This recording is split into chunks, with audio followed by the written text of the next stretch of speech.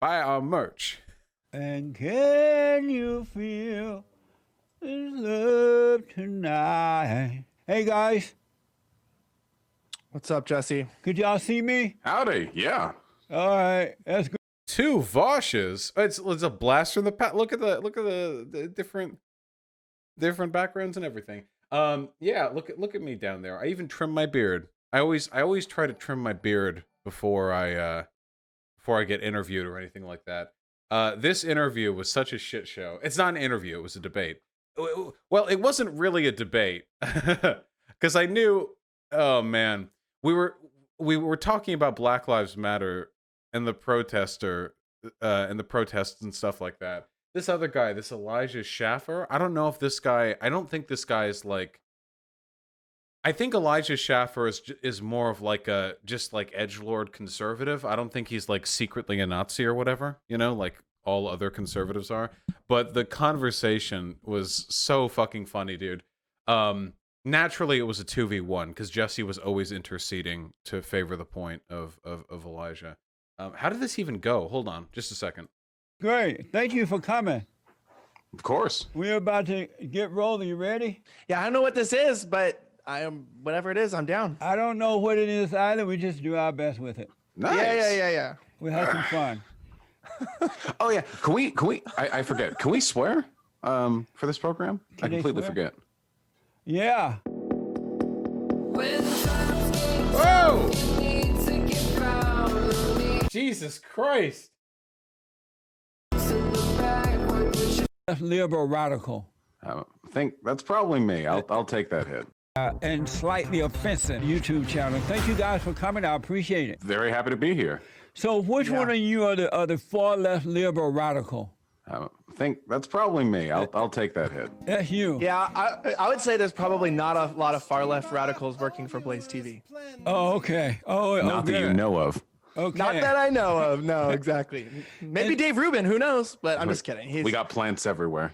So I want to talk to you guys about Antifa, George. I didn't take this conversation too seriously. Because you can't. That's the trap with Jesse Lee Peterson, you know? In a Jesse Lee Peterson format, what they want you to do, what they're looking for you to do, okay, is for you to take it too seriously. So you can get like really invested, you can like lay out a bunch of arguments, and you can try to syllogistically build up like a case, and then Jesse will just turn you and be like, well, yeah, but the Democrat, the black people live in a fallen state. That's why, because they haven't let go of their mothers. And then you look at him and you look down at your data in shambles. You're shambling. That's Jesse Lee Peterson, unironically an effective rhetorician for the right, just absolutely shattering the arguments of the opposition. Ford and all the stuff that's happening. But Bosch, for those who don't know you, how did you become so far left and liberal and beta? The Marxist university professors, they got to me. Seriously, actually, the real story, when I was in high school, I made a real nice friend. Liberal radical group that was started by radical black lesbians, fat black lesbians. I'd heard all those rumors. It's what got me amped up to them for the most part. Really? And what do you think about all the rioting and looting that they are doing and have done in America? Is that the right thing to do? I think the rioting and looting isn't good, but I think we have to recognize, if we look through history, it's an inevitable product of a pent-up agitation that can't be expressed in other ways. As MLK said, I don't know why my audio quality is so fucking bad here. Riots are the language. My video quality too. I gave them, after the interview, as per the request of the director, I actually gave them my original, I recorded it on my end. I gave them my original video and audio quality, I actually gave them like the 1080p, like the uncompressed footage, you know? So I guess they didn't use it. Of the unheard, or the last gasp of the unheard. Have a skin color, or assuming that they just are obliged or more likely, let's say, to default on a loan for a home because they're Black. Well, you have to really look in that area, in that region, and see, well, what is the turnover rate with credit scores and with people based off of race, and why did people develop these intrinsic biases? Why do they exist in our society? I am never going to deny the fact that I think that Black people very often are racially profiled specifically, but also I've had Black friends who came from, a married couple. They were socioeconomically doing well for themselves, especially friends that I had that immigrated directly from Africa. And they were kind of racist towards American Blacks too. And there is Oh, that was a really weird. Wait. There is a different. They were. I mean, Nigerians are notoriously racist towards American Blacks, which shows you that it's not the color of skin. I wouldn't call it racist. Yeah, the Black in America don't like anyone who does well in life. And so the Blacks in America are jealous and envious of the Blacks who come from South Africa, from Africa, period. And they say, oh, you think you're better than us because Blacks in America are losers, and they're jealous of anyone who succeeds. Well,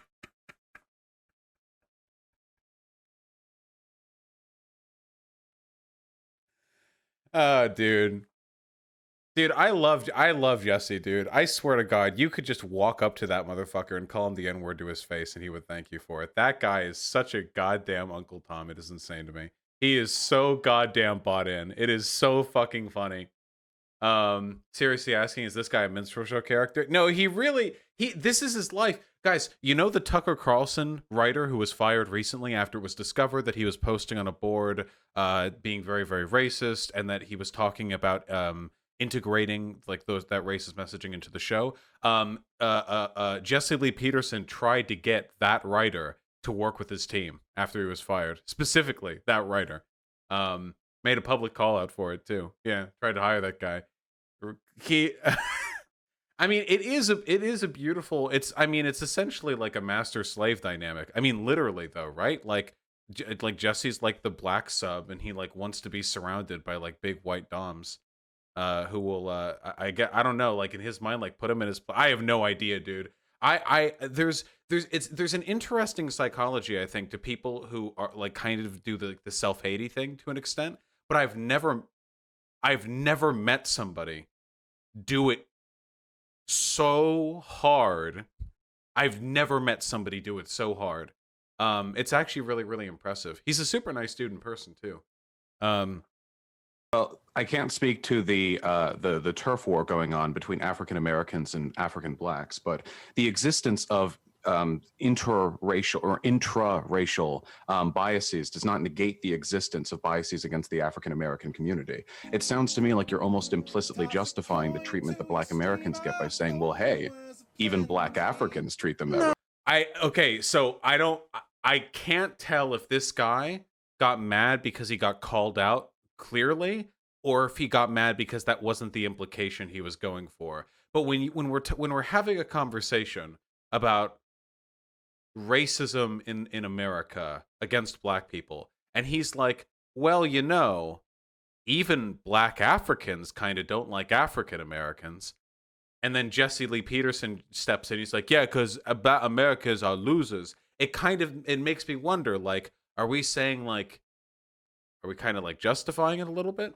But he gets mad. No, that's bullshit. That's not what I'm saying. I'm not justifying the treatment, though. Well, that's what I read from your statement, but let me finish. If that's not the case, then that's fine. That's just what it sounded like to me. But you say it's not systemic, it's not law. I agree. Most laws in the book are pretty racially neutral. Maybe there are some edge case exceptions. It's more about very long-standing economic and social disenfranchisements, which compound into an existing bias today. Fuck, I wish I could have had this conversation after the Eric Stryker debate.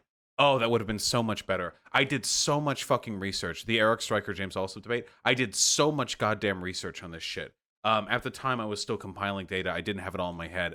Fuck. This was like 3 weeks before the duo debate with Destiny. I really wish I had had that info at the time. It would have been so much better. Anyway, yeah, it was just a fun little. That was a waste of time too. Well, it was a waste of time in the sense that nobody was convinced, but Allsup and Stryker had to do a lot of damage control after that, which is very funny for me.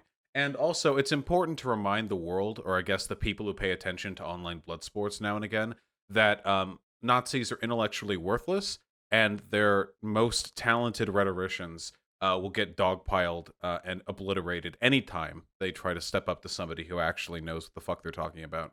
It's important to remind them of that. Even if nobody's minds are changed, they still should feel like shit for being wrong. I stand by that. Anyway, yeah, this conversation was pretty fun. I think that line what was it that Jesse Lee Peterson said earlier? Hold on, can we cut to? And they say, "Oh, you think you're better than us because blacks in America are losers, and they're jealous of anyone who succeeds." Well, I can't speak to the turf war going on, but That's such a common conservative talking point. That one of the big things that's wrong with the black community is that they're super like the victim mentality, and they're super like bitter because they haven't done well in society. So they lash out at blacks who do well. That's like a really common talking point. You guys see that all the time, right? I swear to God, I've said that comes up in pretty much every conversation about black culture. And there is a little bit of truth to it, but as always, it's way more complicated than conservatives like to make it out. Like, let me lay out an example, okay? Now, I know all of you are already super woke. Everyone in chat right now is black. I know that. You're all brothers. Brothers. You're all black. So I know, you get it. You're all cool. You're hip. Okay. And sisters. But for maybe like in the VOD, maybe there's going to be a non-black person. So we have to clarify for them.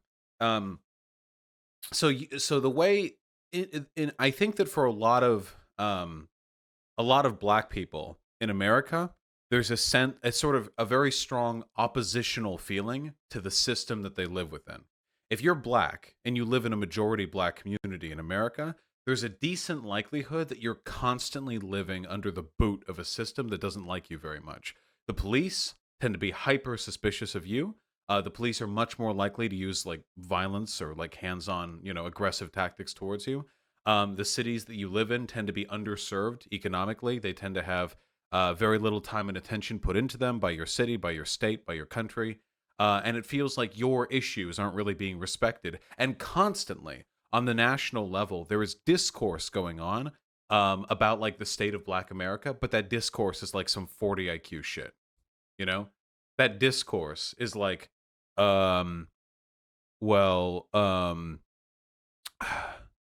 if they just took personal responsibility? And then the liberal will say, okay, you're right. And if they take the personal responsibility to build a business in an underserved community for at least 3 years using a Pell Grant loan, then we'll be able to lend them at least $2,000 a year per. The national discourse on like dealing with black issues is so stupid. So I think a lot of black people grow up feeling very bitter at the system, and I think that's justified. I don't think that's like a bad cultural artifact, which often leads to them being resentful towards cops. Again, I can't blame them for that at all. It makes sense given what's happened. And sometimes what this leads to is black people kind of hating on black people who act white. This is, I think, I don't know how common of a thing it is. You all are black. I'm not, I'm afraid. I'm a white boy. But sometimes, like, there will be like antagonism directed at like black people who talk white, or black people who date white people, or black people who do this or that relating to their career, their education. It happens across all minorities, but in Black America, I think this is like a particularly pronounced thing. And the reason for this is because I think the underlying sentiment is don't forget your roots. I think that's it. In a system where you can either resist white supremacy as a black person or play into it, there's a feeling that people who play into it, even if it's to their benefit individually, are kind of like destroying, you know, the cultural solidarity black people have. Like, think about Candace Owens, for example. Candace Owens is a enormously wealthy, successful, well-known black woman. Um, but I might be speaking, you know, a little bit presumptuously. I think most people would, you know, in the black community would not consider her to be, you know, necessarily a part of their, you know, sort of broader cultural group. And when you have a person like Candace Owens, what they're essentially doing is making money and making fame off the back of betraying the community they're associated with. Candace Owens has always weaponized identity politics. Her blackness, her tokenism, that's the tool she's used to get ahead. But she's done it in a way that kind of fucks over the black community. Insofar, I mean, remember her like thing on George Floyd? She did a video on George Floyd, and she was like, "Ah, I can't believe we're all talking about. People say that black people get treated bad. Did you know? Did you know? Despite only being 13% of the population, like unironically, like the full, like the whole tilt, you know, the unironic 1350, you know." But you kind of get that feeling to a lower level with some black people, I think. Like you've got like maybe you don't have a Candace Owens type, but maybe you've got like a black guy who you know, buys in a little bit to the sort of hegemonic cultural norms, starts talking a little bit differently than how he talked when he grew up, dresses a little differently, pays attention to different types of sports, gets into different types of hobbies. And there's a feeling, I think, broadly in the black community that people who are doing this are trading their comfort for the authenticity of the culture they came from. It's not a hatred of success. And you know this because there is no cultural distaste for successful black people if those black people are successful in certain cultural avenues. Like sports, music, art, public service, government.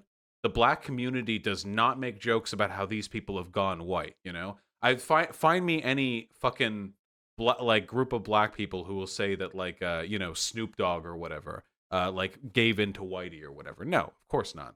It's the association not just with success but with like ways of distancing yourself from the community. Man, there's so much like a stupid I haven't yet White Nervose. I plan to. The discourse around this is so dumb. Did anyone see that like Smithsonian Museum like pamphlet about how certain concepts are white concepts? Did anyone see that? Does anyone know what I'm talking about? Wait, hold on. If anyone has like a link, hold on. Museum white. Hassan covered it. I don't give a fuck. I'll do it my own goddamn way. I can't find it. I don't even know what I would look to Google. I don't even know what I would look to Google. Oh, Twitter link? Here we go. Yeah, baby. Here we go. Yeah, this stuff. This stuff gets really weird. My main issue is that there are ways to have responsible conversations about stuff like this. It's totally possible to do that. But in the common discourse, this is only going to look really fucking bad. Holy shit. Aspects and assumptions of whiteness and white culture in the United States. Rugged individualism, family structure, emphasis on scientific method, history, Protestant work ethic. Now, you can make a strong academic argument in some ways for all of these things, but all of these things to the layperson is going to look like you're just saying blacks are stupid and lazy, but in woke speak. That is pretty goddamn irresponsibly phrased in my humble opinion. White dominant culture, or whiteness, refers to the ways white people and their traditions, attitudes, and the ways of life have been normalized over time and now considered standard practice in the United States. And since white people still hold most of the institutional power in America, we have all internalized some aspects of white culture, including people of color. Now, I want you to, like, if somebody walked up to you and told you, listen, imagine you're having an argument with a Nazi, and you asked the Nazi, well, what is white culture? And the Nazi said, well, white culture is independence, self-reliance, objective, rational, linear thinking, causality, quantitative emphasis, working hard, having a work ethic.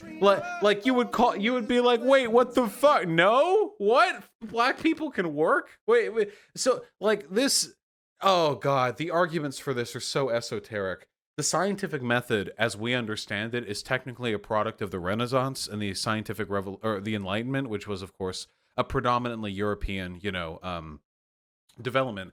But the scientific method, as we know it today, it was prototyped many times before. The scientific capital of the planet was probably like the Arab world for a very, very long time. And not to speak of the contributions Indians, the Chinese, and what have you made to our modern understanding of the scientific method.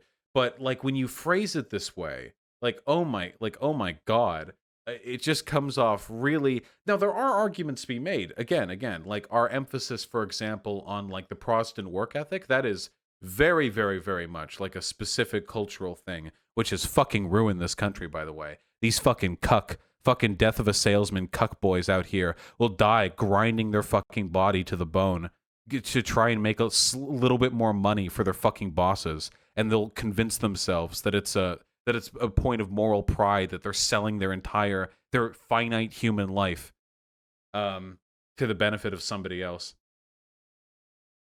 It keeps going.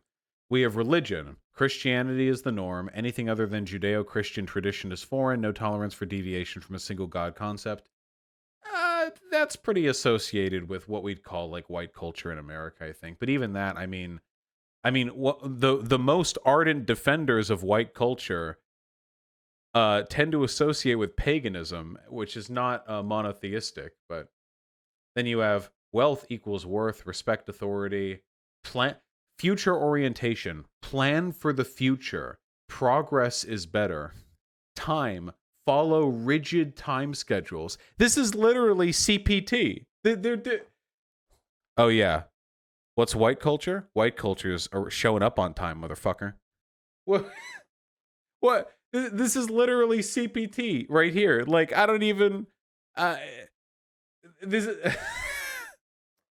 Hey, you know who can't manage their time? It's not black people. It's fucking Europeans. Okay. Have you ever planned? You know what they do over there in Italy? They don't even have meeting times. Okay. They give you meeting windows. All right. They say when at work, they don't say 10 a.m. Okay. They say 9 to 11 a.m. All right. They leave the time in to get lunch. All right. What is CPT? Oh my God. Are you people fucking see? Obama made a fucking CPT joke at one of the fucking White House Correspondents' dinners. It's colored people time, colored person time. It's an old racist joke that black people never show up on time, so they follow CPT. There. Jesus Christ. So I'm sorry, I forgot. Some of you weren't alive during the Obama administration. I completely forget. Yeah. Aesthetics. What the fuck is this? Steak and potatoes, bland is best. Okay. As a white person, I take great personal offense at this I'm not British, okay? There is plenty of good food that has come out of predominantly white countries, okay? We have Italians, makers of the pizza, okay? We have, I guess, French people have basically spawned the entire, like, upper class food thing that Gordon Ramsay does French shit. Are Greeks white? Okay, we have Mediterranean food, you know?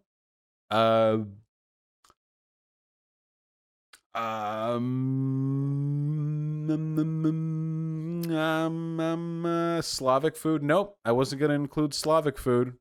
Russian food? I wasn't really going to include Russian food. Yeah, and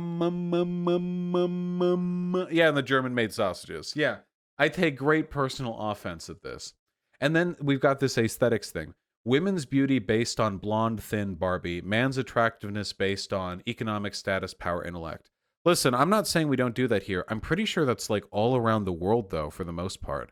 The idea of valuing women based on their appearance and men based on their power is like a pretty, like, that's like a very standard patriarchy thing. I'm pretty sure that's like a global like thing. I'm pretty sure that's been around for a while. Holidays based on Christian religions and based on white history and male leaders, I guess. Justice based on English common law, protect property and entitlements, intent counts. That's really weird to me. What is white culture? Well, white culture is when intent factors into legality.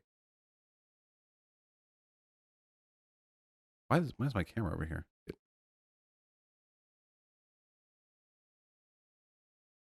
I don't know. I don't know about that one. Maybe? Competition. Be number one. Win at any costs. Winner-loser dichotomy. Master and control nature. Must always... Decision making. I swear, dude. I get the arguments, but I feel like this could have been made by a neo-Nazi as a joke. Does it not feel like that could have happened? Like they could have been like, I bet I can sell every idea I've ever said about black people if I phrase it in woke speak. Hold on. As long as I make it sound academic enough, okay, I'm going to sell every single fucking thing I ever. So what are blacks? Well, blacks are lazy. So they don't care about like the work ethic. Blacks don't care about getting ahead in life, so they don't care about competition or advancement or progress. Blacks can't keep good time. Blacks can't delay gratification. It's really funny. They say delay gratification is white culture up here. This is literally, delaying gratification is literally one of the like metrics that we use to like determine like maturity in people. Like again, like if I said like, oh, well, what's the difference between black and white culture? Well, black people can't delay gratification that well. I would assume you're calling them stupid. Like that's what I would assume from that. Interestingly, I read up apparently for that, you know, that child marshmallow test where you put a marshmallow in front of a kid and you say if you don't eat this for 10 minutes, you'll get 2 marshmallows, but if you do eat it, you just get the 1. It turns out that the difference between the kids who did eat the marshmallow and the kids who didn't, it turns out that difference was largely because the kids who did eat the marshmallow initially came from food insecure backgrounds. So the entire premise of the test was bunk. It wasn't testing anything psychological. It was testing how much the kid felt they could reliably expect food in the future, you know? Which, when you think about it, is really sad when you think about the impact food insecurity can have on your psychology, you know? Like can you imagine being like a little like fucking 5-year-old or something and you're doing like you're doing arithmetic in your head like marshmallow good, they say marshmallow later but there's never marshmallow later, you know what I'm talking about. It's actually pretty sad. America number 1, baby. How many of our kids live in poverty? Like 20% of our kids.